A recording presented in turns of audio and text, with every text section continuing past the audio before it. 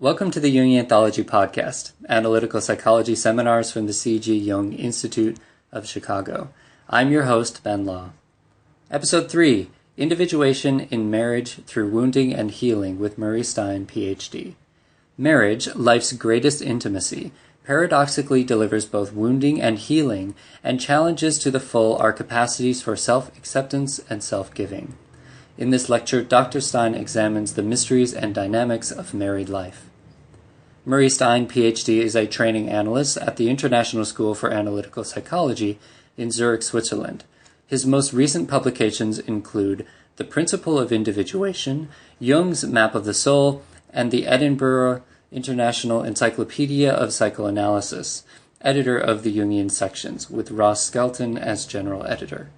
He lectures internationally on topics related to analytical psychology and its applications in the contemporary world. Dr. Stein is a graduate of Yale University, B.A. and M.Div., and the University of Chicago, Ph.D. in Religion and Psychological Studies, and the C.G. Jung Institute, Zurich.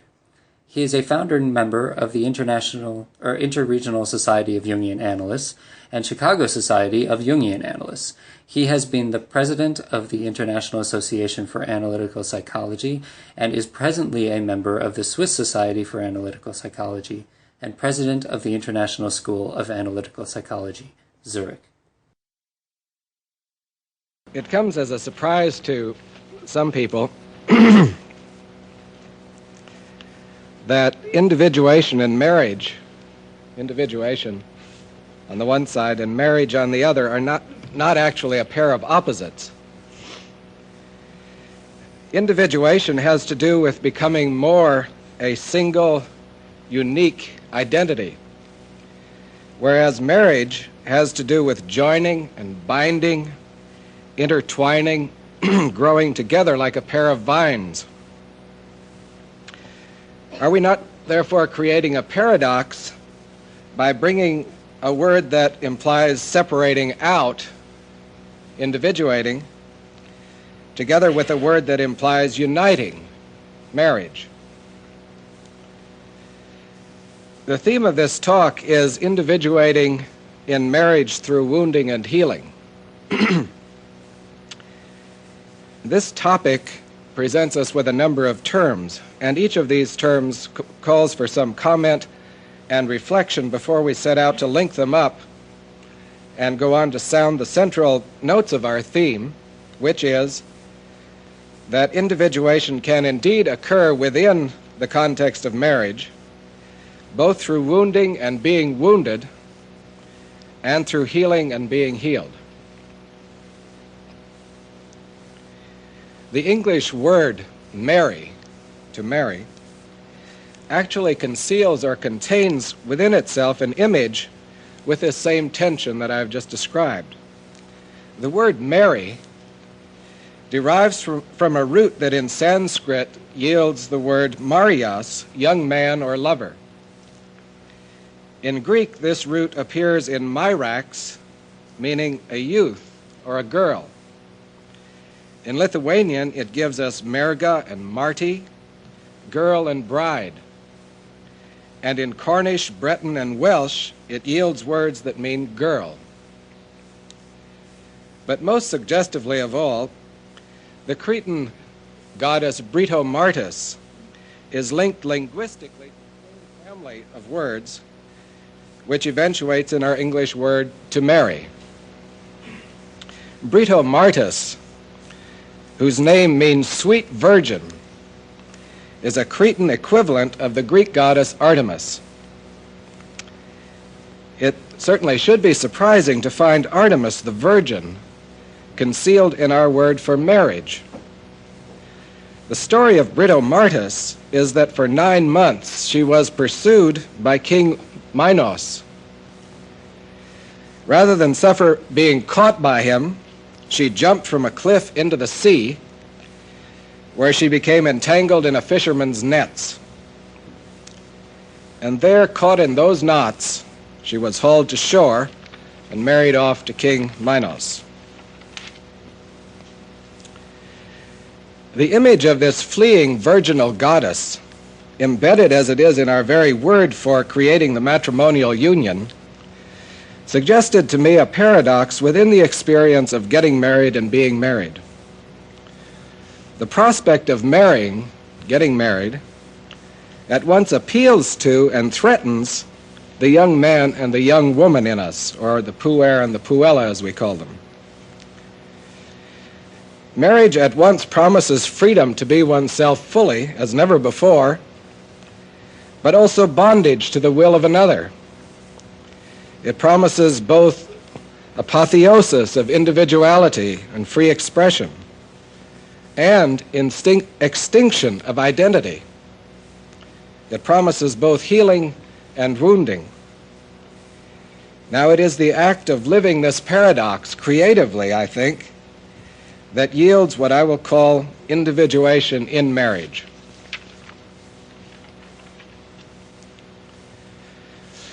This will become clearer as we proceed. I want first of all to put some diagrams before you which will give you a vastly simplified depiction of a personality's individuation through the whole lifespan. Individuation, as we understand it in the Jungian school, can be broadly defined as the story of the vicissitudes of the self in an individual's life history. Let me run that one by again. Individuation can be defined as the story of the vicissitudes, the ups and downs, of the self in an individual's life history. And my diagrams will break down this history into several typical epochs, each of them having its own characteristic dramas and forms. And then later I will connect all of this material up with the issue of marriage and show how wounding and healing in marriage can be an important part of a person's individuation process. I want also to thank Faith Watts for these drawings. I take responsibility for the content of them, but she executed them, so the fineness of the execution belongs to her.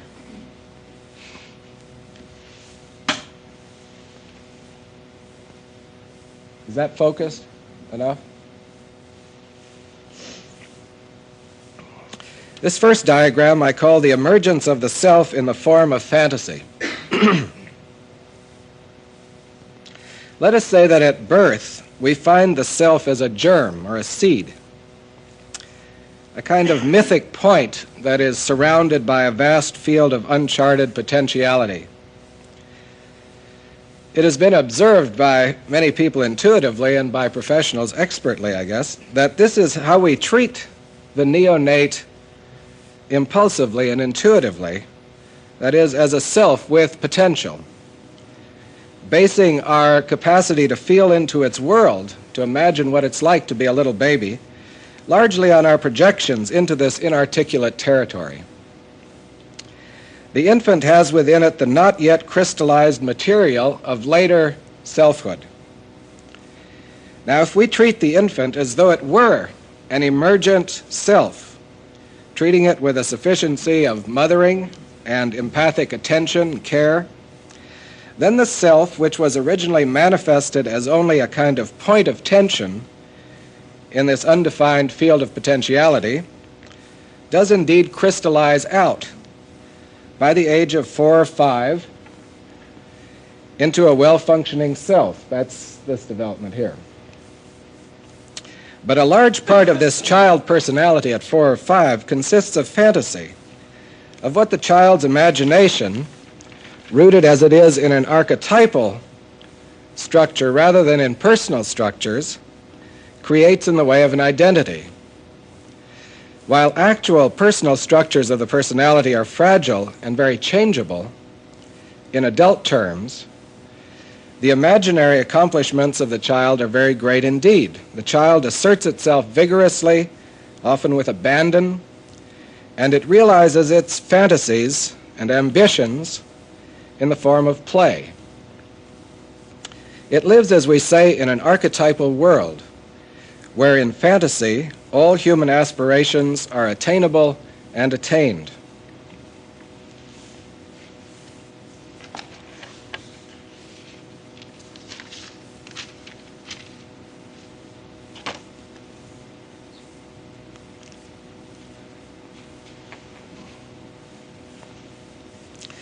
This diagram I have titled "The Modification of the Imagined Self Through Optimal Frustration."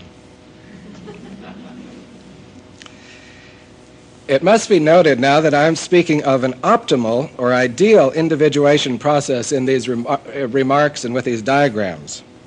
Any number of problems and pathologies could be spoken of in connection with each of these epochs in the self's history, but for our purposes here, the pursuit of those themes would lead us astray, so we won't deal with them.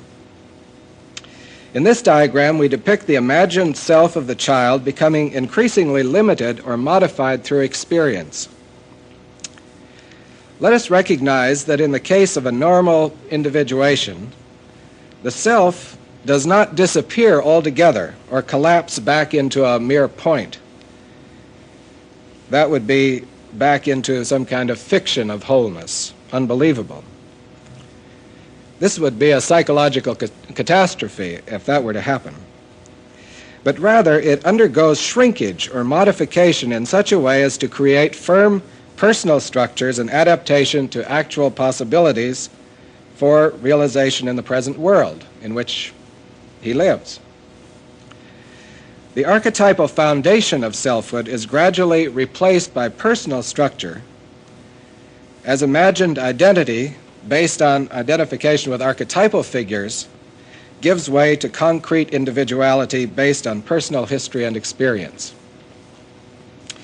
To use the fine phrase of Chicago psychologist David Gutman, omnipotentiality is exchanged for uniqueness, and the many possibilities are given up for a few limited realities. So we see the child who was Superman at 3 or 4 or 5 becomes the man, 35 or 40, who is an airlines pilot. Or the beautiful princess turns into a cheerleader first and then into a successful news announcer. Or the child who was king becomes the father who is a corporate executive. But even in a highly successful and rewarding development of this kind, not to mention all the instances where the process gets sidetracked into the backwaters of too much limitation, frustration, and pathology, there remains a nostalgia for what was once much greater, much larger, much more the self with a capital S. Even if the small, firm self functions successfully, producing real satisfactions in the actual world, there remains a longing for something more, for the more than. Even when we live successfully as adults, we live in the penumbra of the archetypal self. Now, does this bring forth a regressive longing in us for some kind of aboriginal fusion with the archetypal figures who were so grand and omnipotent, for the archaic self? Or does it function as a lure forward to greater integration of the whole personality?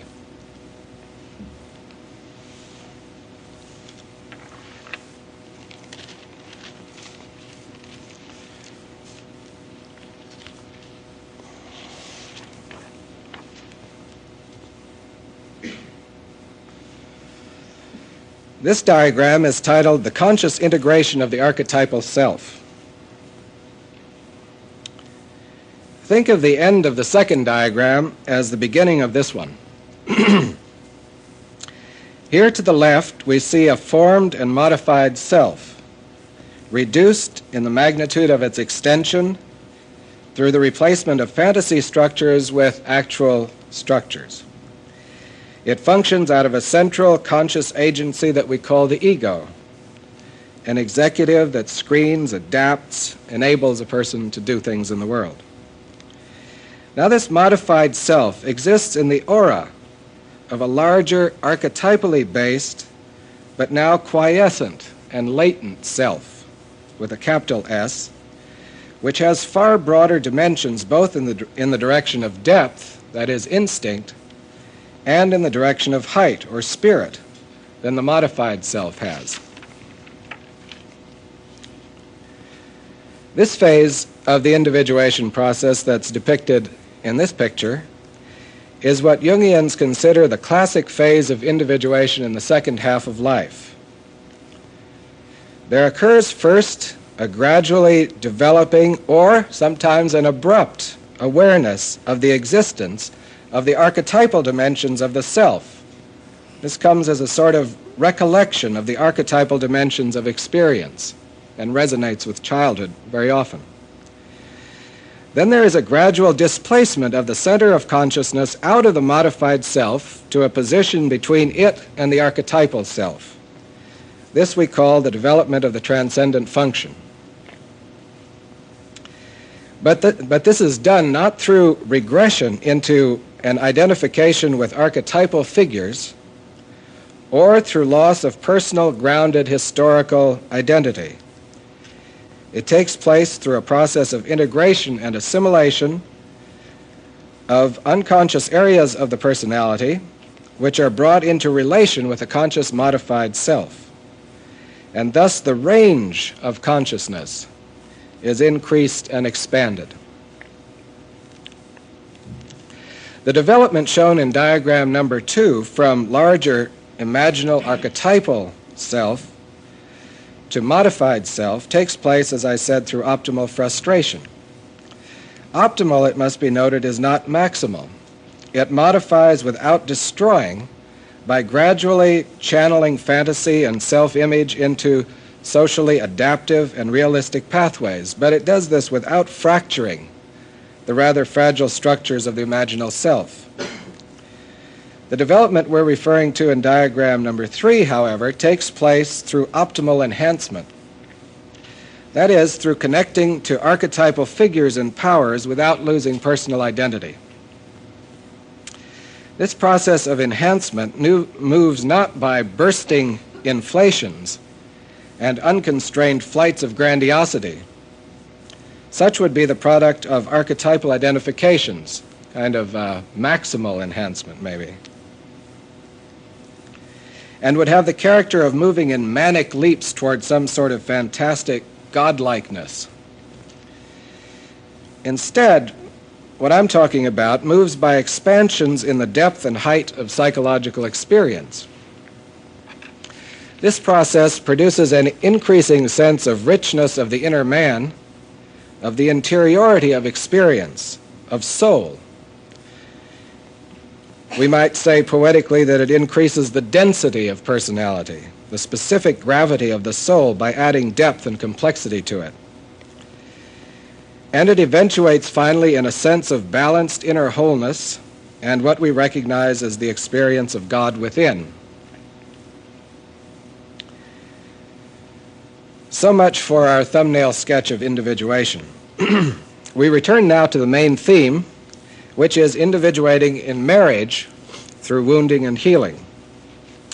The process of modification or shrinking, I submit, is experienced in marriage and elsewhere as wounding, whereas the process of enhancement is felt as healing.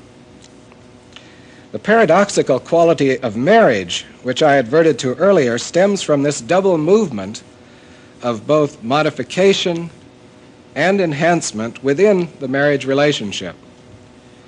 Marriage is a relationship of both binding and loosening.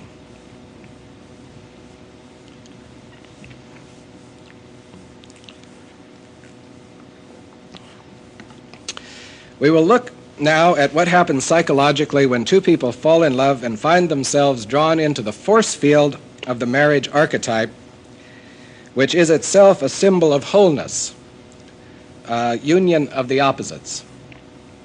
Keep in mind that we are speaking of marriage as a psychological relationship and not primarily as a social institution designed to raise offspring and secure economic protection or to legitimate sexual intercourse. As an archetypal force and image, marriage promises regained and realized selfhood because it is a representation of the union of sundered opposites. Falling in love and being in love has been called a universal psychosis. This does not necessarily mean that it's pathological, although it certainly is turbulent. Consciousness is radically altered and often flooded by powerful contents of the unconscious, having an archetypal nature. We see archetypal dreams, fantasies, ideas, longings, all of these things appear.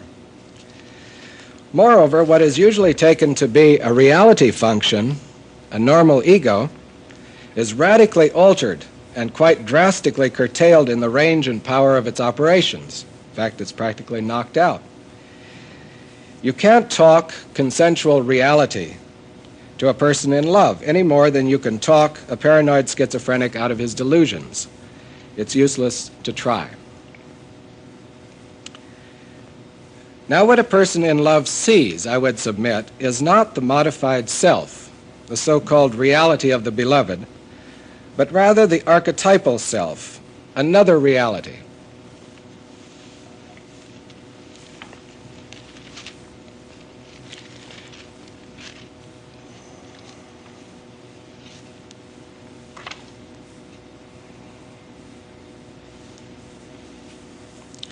This diagram is titled Love's Vision. The I is the lover.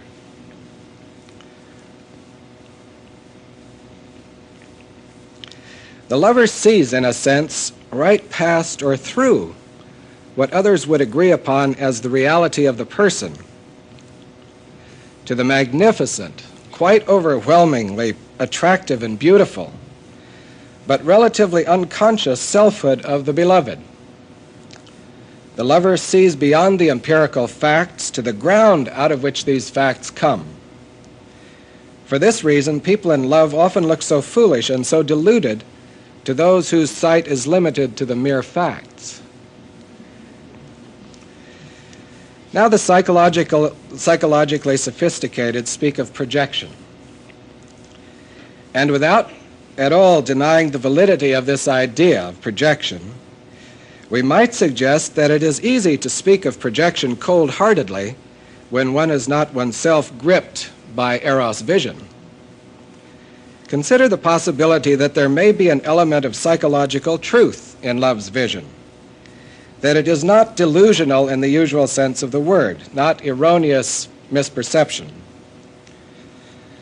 Perhaps it is partly vision of what can't be seen by others, can't be seen even by the beloved himself or herself.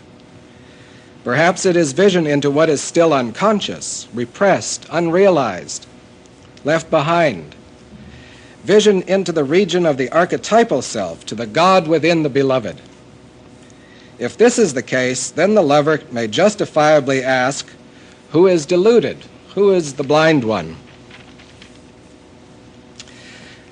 I confess myself to being enough of a romantic to think that this is actually a truth of the matter, at least in cases of otherwise non-pathologically disposed persons. They are seeing something real, but something tacit rather than manifest. It is the aura of the archetypal self that surrounds and underlies the empirical modified self. Love turns on their imagination, and imagination may be an organ of vision that can glimpse territories beyond the veil of current modified actuality. This is my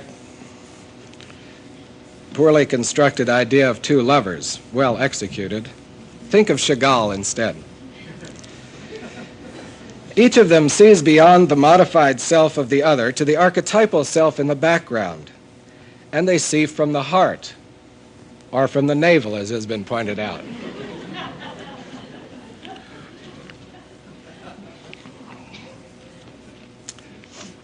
Now suppose these two persons who are in love and normally psychotic get married.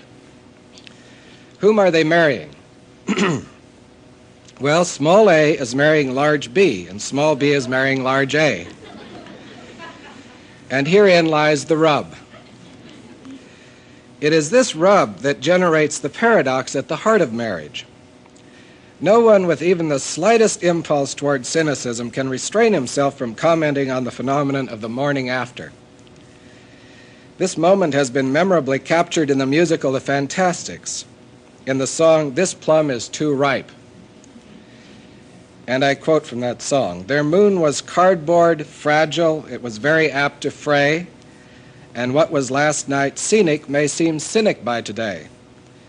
The play's not done, oh no, not quite, for life never ends in the moonlit night, and despite what pretty poets say, the night is only half the day."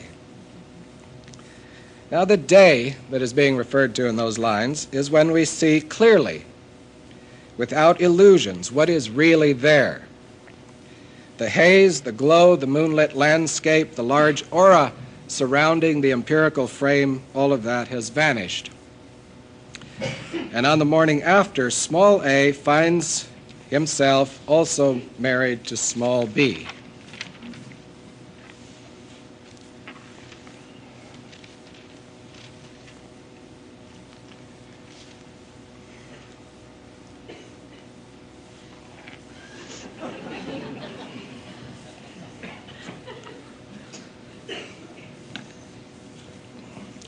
While I was working on this talk, I happened upon an article in the American Poetry Review by Herbert Gold entitled "War Every Morning, Meditation on a Part-Time Depression." That article is one of the best accounts I've ever come across of the post-divorce depression. In his retrospective meditation on marriage, Mr. Gold writes the following: "We marry, amazing numbers of people marry, the burned and the not yet burned, the twice and thrice burned marry. Almost everyone who loves thinks of marriage. And then we fill our lives together with responsibilities and routines, with days and nights which are sometimes even distracted and bored. This can hardly be anticipated. It is one person who submits to passion with close cuddles and shrieks. It is another who discusses carrying out the garbage."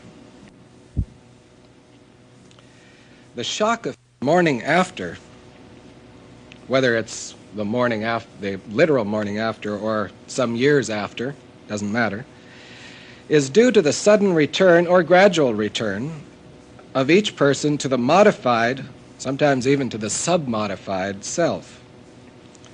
When small a is relating to small b, small a is aware of his own smallness, conscious, perhaps even acutely conscious, of his limited, modified, empirical reality. And since this modified self came into existence through optimal frustration in the first place, there is a reminder of those multitudes of small frustrations, inevitably, upon returning to small a status. This is the carry out the garbage feeling. Now, this return to small a and small b status will be the more problematical the less the person has come to terms with the earlier modification process, or the more severe and maximal that earlier modification process was. If small a is too small, too shrunken, then his need for the enlarged status of an archetypal existence is so acute that he cannot tolerate the small status for very long. It's too painful. If this is the case, then the swing between large A and small a status is often very acute and abrupt.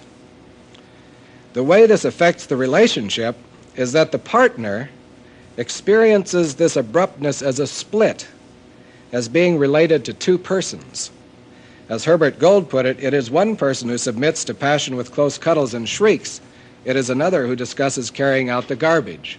You're married to two different people. But I want to underscore my opinion that some amount of swing between large A and B status on the one end and small a and small b status on the other is inevitable, and that some amount of wounding, being put back there and even further modified, cannot be avoided in marriage. And here manipulations may begin, the one person trying to get the other to keep them in large A, large B status. The successful negotiation of this swing downward into the modified self is an important aspect of individuation. In this sense, marriage and married life can be one of those optimal frustrations that have the effect of modifying and firming up the small s self. The dream of marriage as a state of permanent bliss, of salvation from partialness, of sacred elevation to divine status, wholeness. This dream is scaled down, but not discarded, in such a way as to produce real achievements in interpersonal connectedness. But the success of this procedure, this modification procedure, depends on a number of psychological factors. First, both small a and small b must be willing and must be able to undergo these frustrations. And secondly, the frustrations must be optimal and not maximal. Even so, the wounding is real, and the puer and the puella in each of us resists it. Remember the image of flight that we found at the very heart of marriage, in the word itself, through its association with the Cretan goddess Britomartis. At the heart of marriage is also an image of binding and being bound. Britomartis is caught in a net, and there are knots.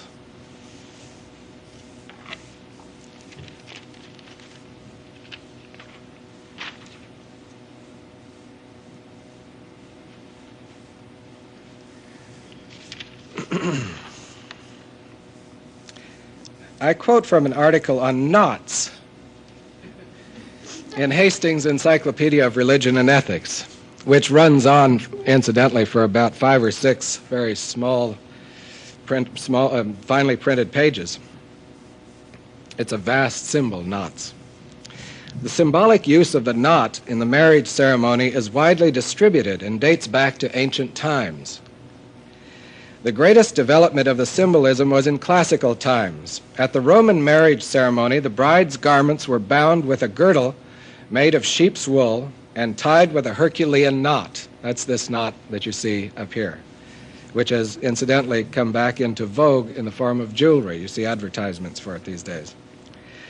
After the marriage, the bride, on proceeding to her husband's house, tied the doorposts with woolen fillets, and later in the bridal chamber the Herculean knot was untied by her husband and the girdle removed. I quote from an article on knots in Hastings' Encyclopedia of Religion and Ethics, which runs on, incidentally, for about 5 or 6 very small, finely printed pages. It's a vast symbol, knots. The symbolic use of the knot in the marriage ceremony is widely distributed and dates back to ancient times. The greatest development of the symbolism was in classical times. At the Roman marriage ceremony, the bride's garments were bound with a girdle made of sheep's wool and tied with a Herculean knot. That's this knot that you see up here, which has incidentally come back into vogue in the form of jewelry. You see advertisements for it these days. After the marriage, the bride, on proceeding to her husband's house, tied the doorposts with woolen fillets, and later in the bridal chamber the Herculean knot was untied by her husband and the girdle removed. Over this loosening ceremony, Juno Chinxia presided. Further details of the ceremony are given by Festus, who states that the application of the girdle symbolized the binding character of the marriage oath, while its unloosening was for a good omen, so that they might be as fortunate in rearing children as was Hercules, who had 70 offspring. On the other hand, Macrobius, in his description of the caduceus, states that this represents the union of a male and female serpent as an offering to Mercury, and that they are united by a Herculean knot, which symbolizes necessity. Athenagoras says that the wand of Mercury is a symbol of the union of Jupiter and Rhea, whom Jupiter, disguised as a dragon, bound to him in the form of a Herculean knot. Like character, to paraphrase Freud, marriage is destiny, and we see from this quotation that necessity rules over it. The association of marriage, knots, binding and serpents, appeared in a dream of one of my analyzans. He was approaching his 10th wedding anniversary, and his marriage was in deep trouble. In the dream, he follows a female figure into a cave where he meets an anthropologist who is a student of ancient rituals. I quote from the text of the dream. He tells me that the ritual has to do with couples, with becoming a couple. At that point, my hands are bound and 2 snakes are tied to my legs, 1 to each leg. Their heads face upward, and I hold their gaze. I get panicky, then relax, but still keep a close watch on the one tied to my left leg. I'm not sure if the snakes are poisonous or not. Later, the anthropologist leads me to a coffin. In it is the body of a man who didn't make it. The wounding in marriage can be excessive and fatal. And certainly the wish to flee from such bondage, to perform a Houdini trick with the knots, is intense. The serpent, though, is a paradoxical symbol containing both the poison to wound and the potion to heal. If actual marriage wounds through the shattering of illusions and the binding of our puer and puella to a modified, limited existence, to what Cornford called the long littleness of life, it can also heal. And it can heal effectively precisely because it is what has wounded. As I pointed out earlier, the means by which the modified self develops forward in the individuation process toward conscious integration of the archetypal self is by what we might call optimal enhancement, the counterpart to optimal frustration. We must distinguish this from maximal enhancement, which produces inflation and unreal grandiosity. Optimal enhancement moves within a maintained tension between the modified self and the greater archetypal self, in the Jungian sense of that term, self, namely the whole personality rather than only the consciously developed part of it. This tension between the modified and archetypal self must not be broken, for if it is, the small self either inflates into grandiosity, or it collapses in fatigue and disillusionment, or it cycles between these two states. Marriage, I submit, is a context in which this tension can be maintained so well precisely because the modified self is so deeply rooted there and so well known, having been crucially modified there at the same time. But for this to take place, the original vision of the archetypal self must not get lost. Let's return to diagram number 5.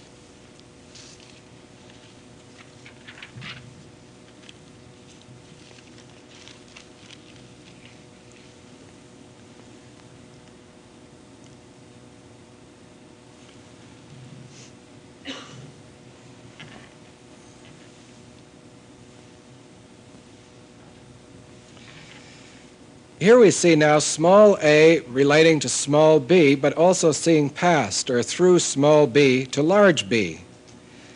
That is, relating to the modified empirical self of the beloved, but beyond that to the archetypal self around and behind the beloved. Small b is doing the same thing. What happens now is that each of them communicates to the other a vision. Now, this vision may have in it projected elements, certainly idealized elements, but also an amount of accuracy with respect to actual potentialities within the other. To small a, small b is also capital B, capable of greatness, a person with a splendid future, full of rare and subtle qualities as well as treacheries, highly energetic, really quite the homo maximus. This vision is communicated, whispered, And when it is, it often has the effect of constellating the larger self or archetypal self in the person to whom the vision is communicated. It may seem odd to comment that this moment may be experienced as very threatening. If small b does not have a firmly enough established modified self, the receiving of this vision threatens psychological disequilibrium, either inflation with its attendant loss of sense of identity, or fear of the crash into depression later if you accept the vision. So in such a case, defenses are often mobilized, and there is a concerted effort to deny what small a is communicating. It feels like a setup. But if, as in marriage, a person has assurance that the tension between modified and archetypal self is being maintained, then he or she may allow the communicated vision to enter consciousness and to stimulate his or her own archetypal layers.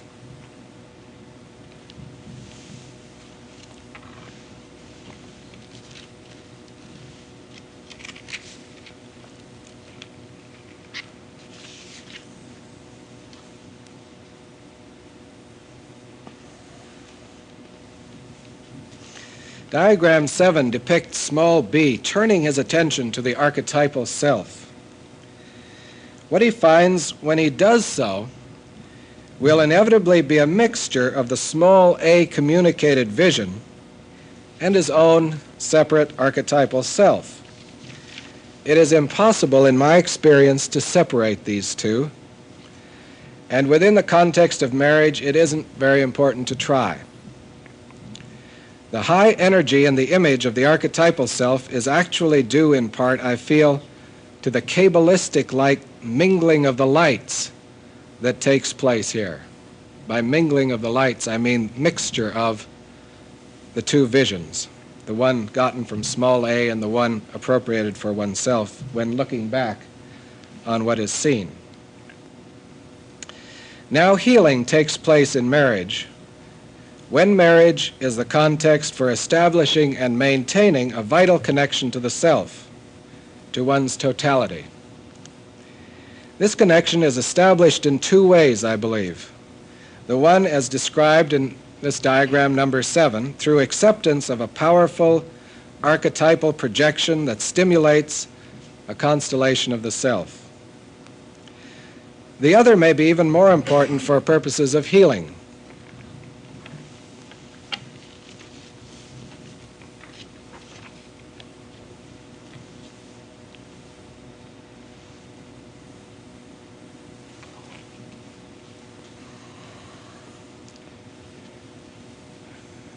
That is, the giving and not the receiving of such a powerful archetypal projection.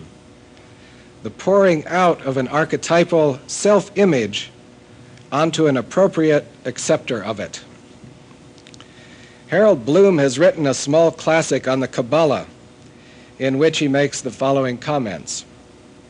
Sholem, who is the great student of the Kabbalah, Sholem theorizes that Luria saw the whole function of creation as being God's catharsis of himself, a vast sublimation in which his terrible rigor might find some peace.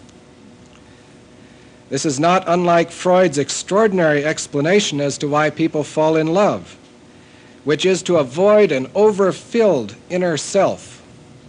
As man must love, in Freud's view, in order to avoid becoming sick, so Luria's God had to create for his own health. Now here, in relation to this, one might speak of an instinct for mating, for doing this, pouring out the self, as I did in an article called Hera Bound and Unbound. This instinct for mating which presses for release of an archetypally filled and determined image of the self, and for mingling the lights with a receptive soul, to use Buber's word for it, a thou. If we speak of projection, it is the self, not only the anima or animus, which is projected in love.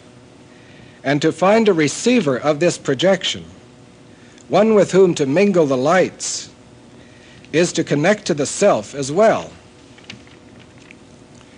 Now, without evading the fact that the image of binding and being bound is contained in marriage, the image of the knot, and lies at the core of marriage, it is also true that the contrary image of untying the knot, of loosening and freeing, is present there paradoxically as well. Remember that in the bridal chamber, the Herculean knot was untied by the bride's husband and the girdle removed. And Juno, the goddess of marriage, presided over this loosening ceremony. Marriage constitutes a vessel into which the self can be poured. This pouring out of the psyche, of emotion, image, thought, feeling, much of it from the personality's deepest layers, is profoundly therapeutic. So the very action that ties the knot of marriage also unties a multitude of knots in the soul. In the diagram above here, number 8, you notice there is a third factor, a third thing, or a new figure, capital C, and it stands between our two figures. This factor seems to come into being or to manifest itself as the two partners give themselves to marriage. We might think of it as the marriage of large A and large B. In large C, the marriage bond, the medium and ground of marriage, reveals itself. Let me close by re-invoking the theme, individuating in marriage through wounding and healing. As we have seen, both wounding and healing are essential for individuation, each contributing in its own way to self-understanding and conscious realization of wholeness. I will thank you now for your attention before reading this final quotation from Jung's paper, The Psychology of the Transference. The process of psychological differentiation, Jung writes, speaking of individuation, is no light work. It needs the tenacity and patience of the alchemist, who must purify the body of all superfluities in the fiercest heat of the furnace. As alchemical symbolism shows, a radical understanding of this kind is impossible without a human partner.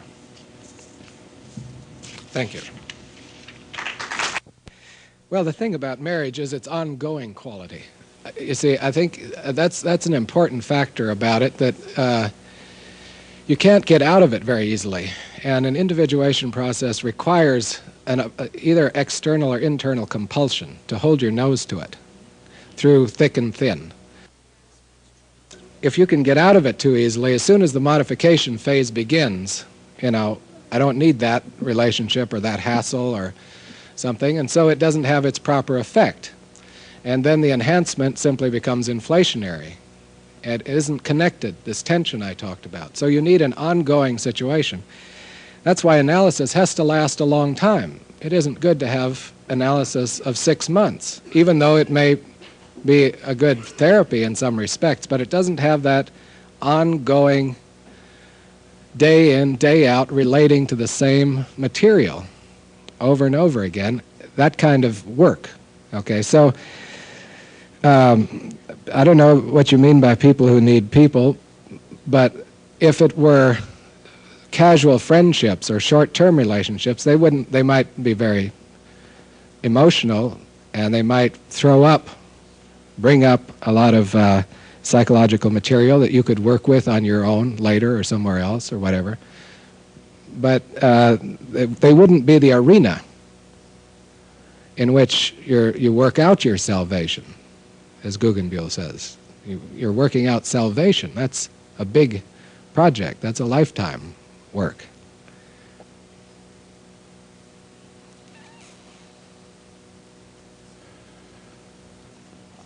Yes. I imagine it could do it for a number of reasons. That might be one. It's freedom from what? Freedom from certain constraints. There is, if you think about the marriage relationship as an intimate, ongoing situation, it promises unconditional, unconditional positive regard, to use Roger's phrase, or unconditional loving. You can just be yourself. You don't have to, like, if you go out on a date, you have to dress up, you have to pretend to be something. It's a persona relationship. And there's a certain amount of stress in maintaining a persona. Whereas marriage promises, oh, I can let down my hair, I can be myself. I can be myself fully like I was when I was 3 years old and my mother just loved me for what I was, and, so on. That kind of freedom. And I don't have to work at it. I don't have to worry about dates and pleasing somebody else, and it'll just be natural and flowing and free. And this is a fantasy about it. It never is that way, of course. But that's a fantasy about it, and one of the disappointments is that it's very hard to find a partner who has that kind of unconditional regard, without any expectations, without any needs of her own, and so on. And so then you run into the other. There is another person there, and maybe she wants that too, and you want it both at the same time, but can't have it at the same time, and so on. You've got to trade off. You have to do things for each other, and you have to keep your own satisfactions delayed sometimes for a little while the other person's getting hers met, and there's that kind of business compromise and so on that's involved in marriage that's, part of day-to-day living. But that reminds me a bit, I don't know why, of a question that was asked somewhere else that I don't mention in this talk, and it really is an important point, because one sees it so often in marriages that have been going on for a while, and that's a situation where the question was, what about people who not only don't or lose touch with and don't project the large A, but seem to find only a smaller than small A in the other person? You see, they're constantly demeaning the partner. They aren't even seeing the partner at the level of modification, of actuality. They're seeing a smaller, less adequate, thinner person, let alone a larger one.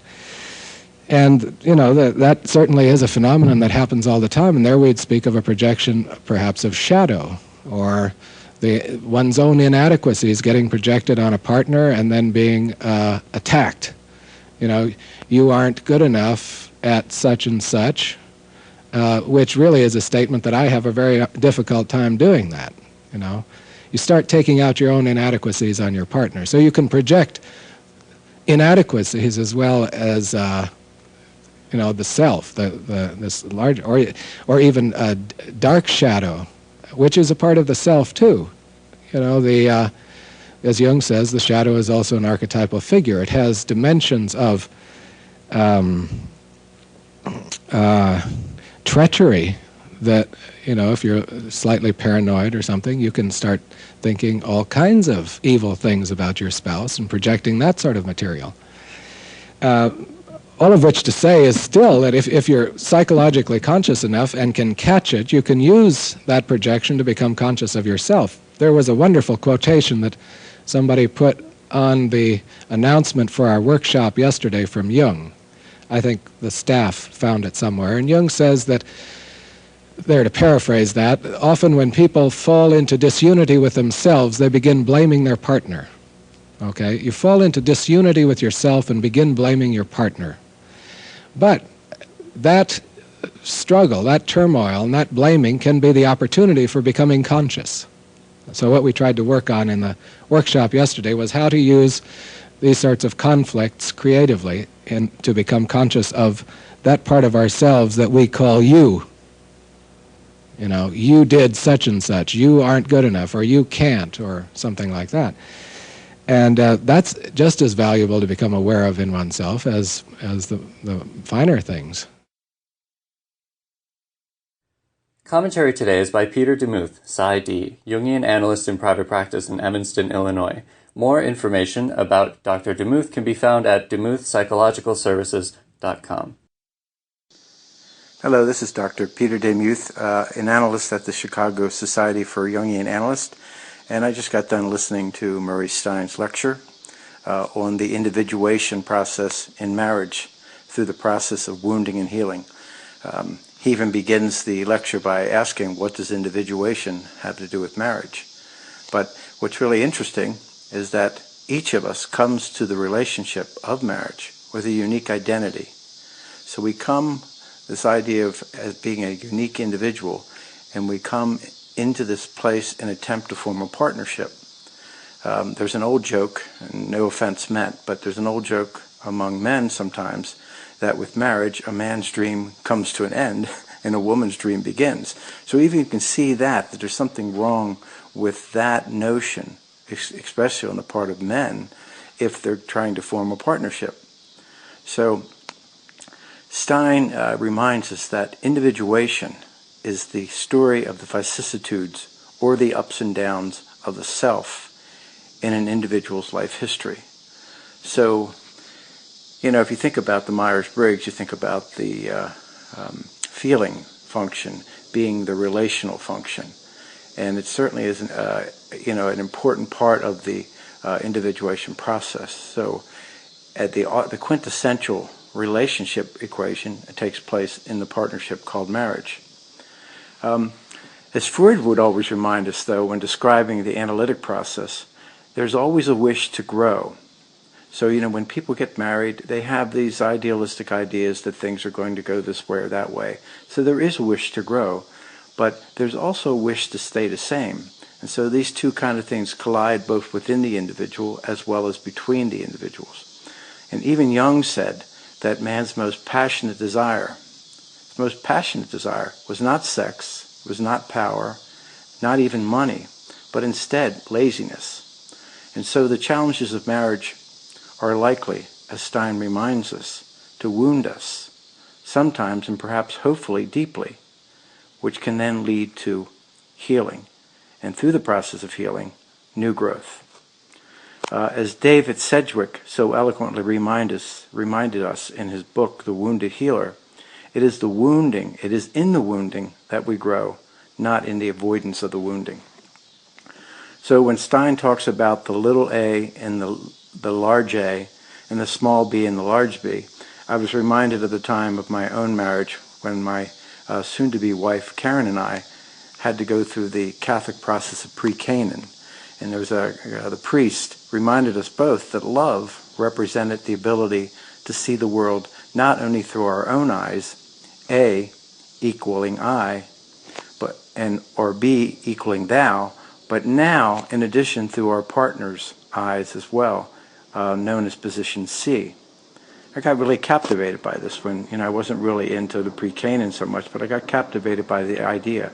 And he went on to say that our lives were, as a result, enhanced and more whole.